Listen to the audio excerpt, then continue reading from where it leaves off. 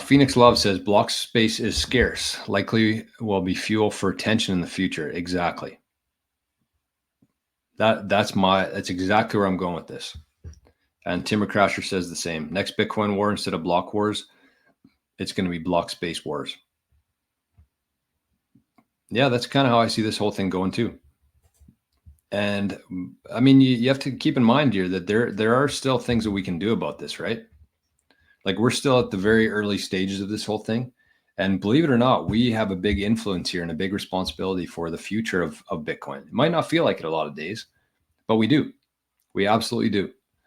And a couple of reasons for that is because, number one, the individuals hold, I think, between the individual coins and the lost coins, about 75% of the Bitcoin right now, which isn't everything. It's not a proof of stake coin like Ethereum is, where ownership dictates voting. But it is part of it. It's a big part of it. And so we need to keep the sats for ourselves, honestly. And that's why I have no issue with Michael Saylor calling Bitcoin digital capital, because it is. And I really wish that more people would look at it that way, in terms of, if you looked at it like currency, most people think of like dollars and their bank account, their checking account, where you can spend it. And if you lose it, you can just make more of it. And that's not necessarily the case with Bitcoin. And so if people just saw it like that, I think they'd be a lot more likely to just trade it for fiat when you compare it to a currency.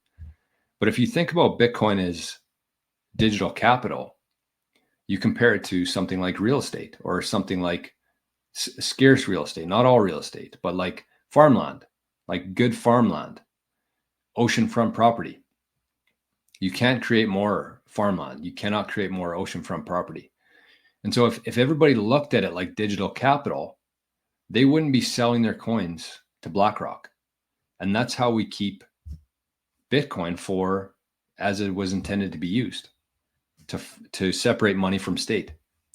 And if we look at it like a currency and we're always selling it and giving it back to the BlackRocks and the US government and the micro strategies, then it kind of loses that purpose. So if you look at it like digital capital that you can spend, that's why it's so much better than, in my opinion, than farmland and oceanfront property.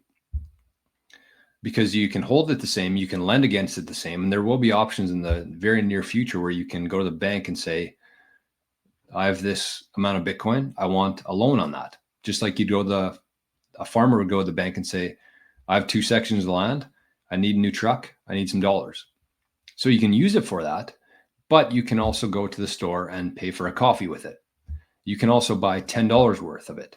You can also send it on Zapstream or on nostr with somebody who you get value from. So it's not one or the other, it's both. But if more people looked at it like digital capital, I think that the people who hold it now would hold it for much longer, instead of looking at it like a currency.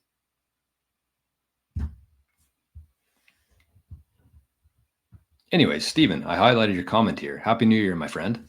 In Ireland, I got a really good video from Stephen over the holidays from his family. He was gathering for Christmas, and he sent a little video about talking about Bitcoin and a few other things, and saying hi to the Canadian. So cheers, Stephen. That video made my day. And Happy New Year to you. I really appreciate all the support that you've given to the channel here and to me in 2024.